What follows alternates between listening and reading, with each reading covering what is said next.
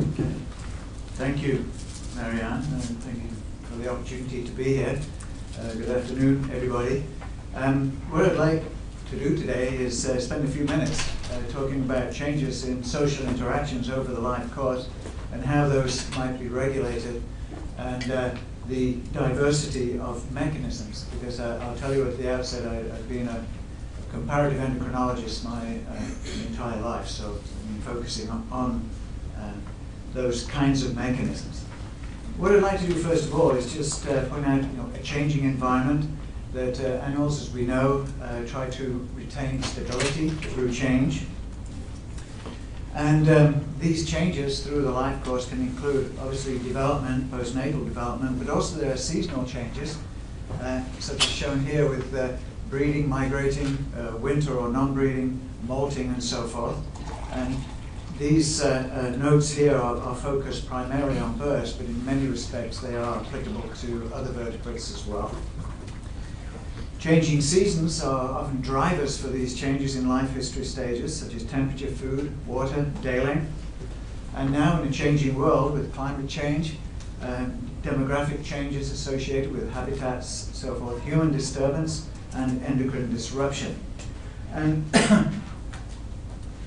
there are a number of behavioral and homeostatic adjustments that animals do go through to maintain the stability, including social interactions, and I'm going to focus right down now on territorial aggression as an example of how these might change throughout the life course, not only during development, but across these life history stages. Now, first of all, don't worry, you don't have to remember all of this at all. I just wanted to point out some of the major mechanisms by which we know invertebrates, and I've worked with most vertebrates from fish to mammals, but focus mostly on birds, that aggression associated with territoriality can involve this hypothalamo-pituitary gonad axis and the production of steroids, particularly testosterone, that can be circulate bound to a binding protein, where they affect the target cells, in this case a neuron, say in the nucleus tenei or the amygdala associated with aggression. And then there are also a number of networks, neuromodulators, neurotransmitters with some examples there. And all of these cascades result in territorial aggression. So what I'm going to do first of all is focus on this endocrine cascade here and the hormone testosterone, and then I'm going to switch to the target organs and talk a little bit about the mechanisms that are going here. I won't have time to talk about this component today, although I will come back to it in a little bit. So let's focus first of all on the hormone cascade here. And I'm going to focus today mostly on this bird, a songbird that I've worked on for almost 40 years now, a song sparrow. It is an extremely aggressive bird. It's easy to work with in the field as well as in the lab. And one thing we can do with these birds is that we can put a live decoy out in the field and play back songs, tape-coded songs through a speaker placed alongside, and then the free-living male, and often the female too, will respond to this playback, locate the intruder, and then threaten it and even attack, try to attack the bird in the cage there. They'll also attack the speaker from time to time. What this does, it brings the bird out so you can quantify the behavior. You can quantify territorial aggression at many different times in the season. And if we do this, and we look at winter, spring, summer, molt, and autumn, if you look at the number of songs during a 10-minute presentation of this decoy and playback, you'll see in spring there is a surge of singing behavior in response to this challenge, this simulated territorial intrusion, low during the molt, when they're replacing all of the body feathers and they don't respond at all, and then a resurgence of singing in the autumn. If we look at closest approach to the decoy, again they come much closer in spring versus winter and molt, and then again in autumn they become aggressive once again. Time within 5 meters of the decoy, again you see more during the breeding season when they're territorial than in winter or during the molt, and then a resurgence here in autumn, and then finally the number of flights, wing waves and flights around the decoy are highest during the spring territoriality, lowest in winter and molt, and then high again in the autumn. So what we see here then through 1 year of the life course is a surge of territorial aggression here in the spring, low in the molt, and another one in autumn with less aggression in at the height of winter. So if we then look at the pattern of testosterone in the blood of these birds, free-living birds, these were all collected in the field. In spring, we see this surge of testosterone associated with that recovery of territorial behavior. It bounces around during the breeding season and then reaches undetectable levels during molt. But then in autumn, here, when they begin territoriality yet again, levels of testosterone remain undetectable. So here we have territoriality here in the winter with low levels and molt with low levels, but high levels of testosterone in breeding territoriality, but not outside of the breeding season. So there's been some shift in control mechanisms here. We also know that testosterone in the spring is socially modulated, but how about in the autumn? Well, if we do these simulated territorial intrusions in the breeding season, we see social modulation of testosterone levels, which tends to reinforce aggression over a period of several hours to several days following an intrusion, whereas in the autumn we get no response at all, but the behavioral response is the same. We also know that gonadectomy, that is bringing birds in, territorial birds from the field, gonadectonizing them, letting them recover, taking them back to their territories, and then performing these simulated territorial intrusions, the gonadectomy has no effect on territorial aggression in the non-breeding season. They are perfectly capable of defending a territory through the autumn and winter. So at that point then we said, well, we have to look for other ways, other potential mechanisms of the regulation of the same behavior, territorial aggression, in the non-breeding season versus the breeding season. So this brings us now, so we're going to leave this behind, this hormone cascade behind, and now look at the responsiveness of a neuron in the brain here that would be associated with expression of aggression. And some points to be made here that there are other steroids that are not particularly biologically active in terms of aggression that can be converted by enzymes in the brain, cholesterol too, to make testosterone and estradiol. There are enzymes that can metabolize them to various products, and then there are the receptors here. And downstream of that, you've got gene transcription, co-repressors, co-activators, and so forth that I don't have time to talk about today.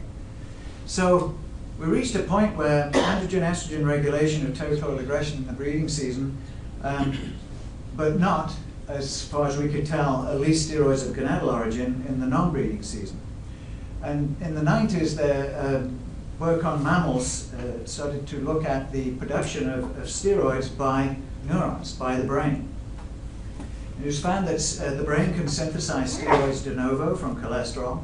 The high steroid levels in the brain, but not plasma, in non-breeding season. They can regulate enzyme expression in the brain. Now, if we look at these enzymes here for sex steroid production, both testosterone and estrogens, there are a number of enzymes here that are key, and all of these genes are expressed in the brain, birds and mammals at least. I'm going to talk about two, 3-beta HSD here, which actually catalyzes the switch from a non-biologically active steroid to a biologically active one, such as progesterone. CYP19 aromatase that regulates the conversion of androgens to estrogen, and then androgen receptors and estrogen receptors. And if we look at 3-beta HSD, this is work done by Devolina Pradhan and Kiran Soma, collaboration with us. Again, these are tissues collected in the field. We see the red here is 3-beta HSD activity in the non-breeding season in the brain, and it does increase in the autumn in 4 out of these 5 groups here, and even in the 5th it's in the same direction. Several areas of the brain here, most of these have been implicated in control of aggression. Kiran Soma, who at the time was a graduate student in my lab, is now at UBC in Canada, wanted then to go back into the field in the autumn, and he implanted song sparrows with this drug fadrazole, which inhibits aromatase. And it was then known that testosterone itself does not always regulate aggression. It's the conversion to estradiol in the brain and binding to an estrogen receptor that may be acting on aggression. So he gave them implants of this drug, and with STIs in the autumn could decrease singing, decrease time spent in 5 meters, decrease the numbers of flights, and there wasn't a significant effect on closest approach, but at least it was in the right direction. So he seemed to have found a way, by blocking formation of estrogen in the brain of these animals, that he could inhibit the expression of territorial aggression in the non-breeding season. Now, because fadrazole is a drug and could potentially have pharmacological effects, he also gave another group of birds fadrazole plus replacement of estradiol and was able to recover territorial aggression quite effectively. So this was really the first demonstration that perhaps the steroid production is switched to or is emphasized more in the brain in the non-breeding season. So what we did next was take a look at aromatase biosynthetic activity in different regions of the brain, and we found a significant decrease during molt and then a further increase in the autumn in the ventromedial telencephalon, which includes the nucleus tenei, often thought to be the homologue of the amygdala in birds, that is very important for expression of aggression. If we also looked at the expression mRNA of aromatase in this area as well, again we saw a decrease during the molt with high levels in the non-breeding and the breeding season.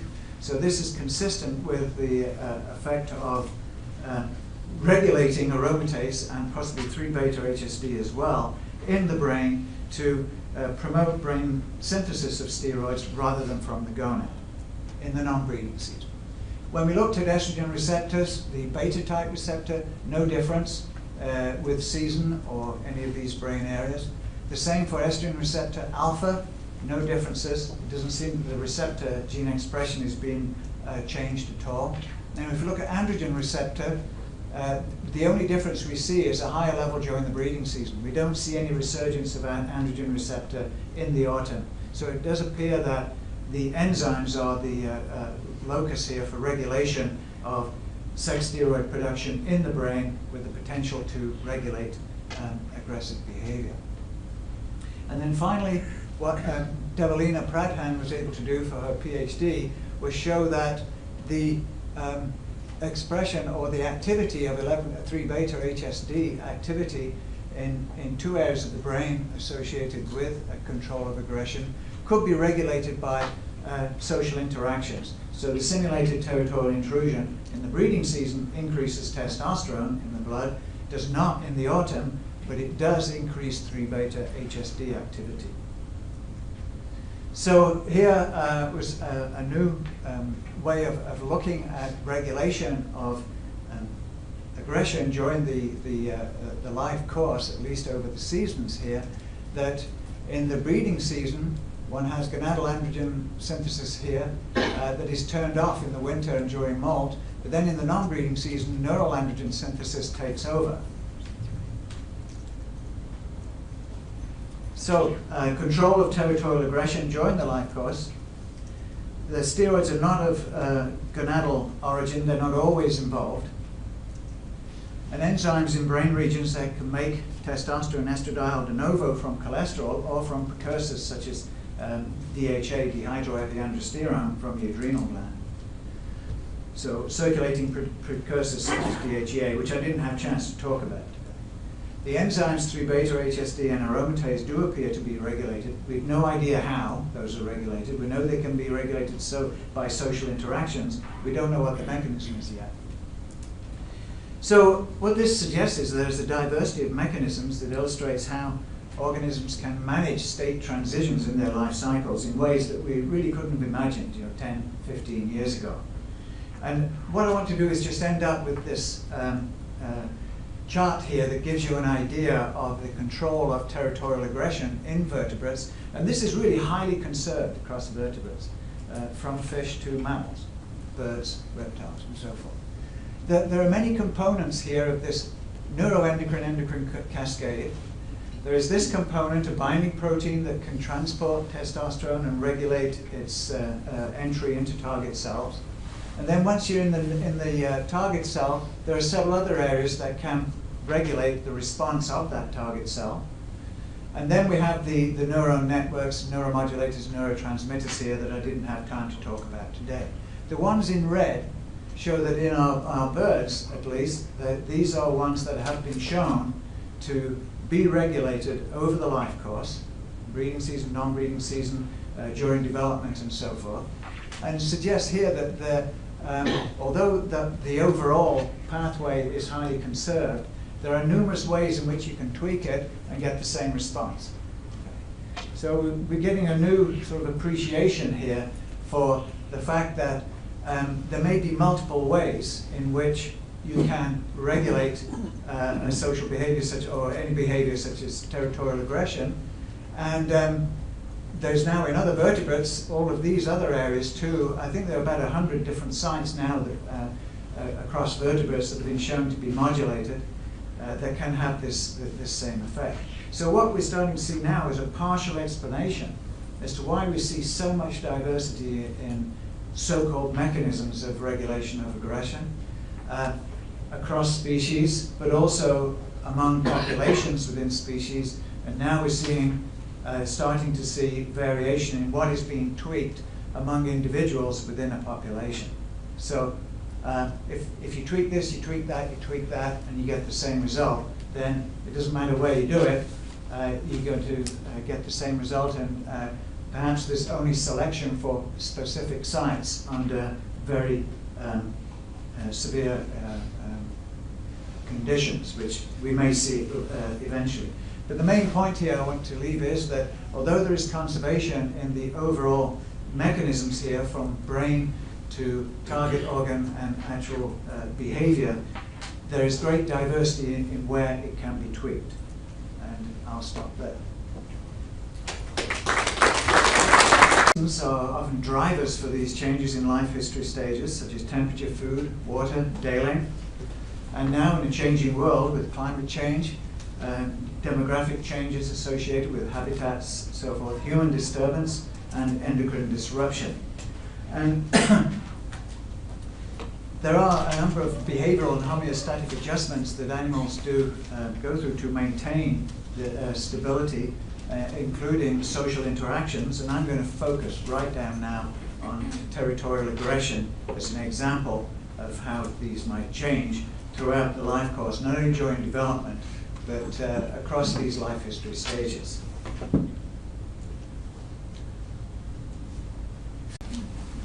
Okay. Thank you, Marianne, and thank you for the opportunity to be here. Good afternoon, everybody. What I'd like to do today is spend a few minutes talking about changes in social interactions over the life course and how those might be regulated, and the diversity of mechanisms, because the life course can include obviously development, postnatal development, but also there are seasonal changes, such as shown here with breeding, migrating, winter or non-breeding, molting, and so forth. And these notes here are focused primarily on birds, but in many respects they are applicable to other vertebrates as well. Changing season, I'll tell you at the outset, I've been a comparative endocrinologist my entire life, so I've been focusing on those kinds of mechanisms. What I'd like to do first of all is just point out a changing environment, that animals, as we know, try to retain stability through change. And these changes through